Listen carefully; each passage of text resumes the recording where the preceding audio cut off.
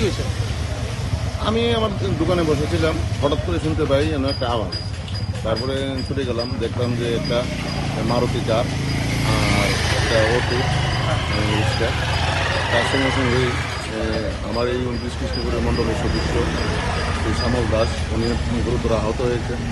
তো তৎক্ষণাৎ ওনাকে তেলিয়ামরা হসপিটালে ফায়ার ব্রিগেডের দ্বারা পাঠিয়েছি। বাকিজন আরও ফায়ার ব্রিগেড তারা তল্লাশি করছে। পুরোটাই কি মনে করতেছেন, আরো লোকজন কি থাকতে পারে?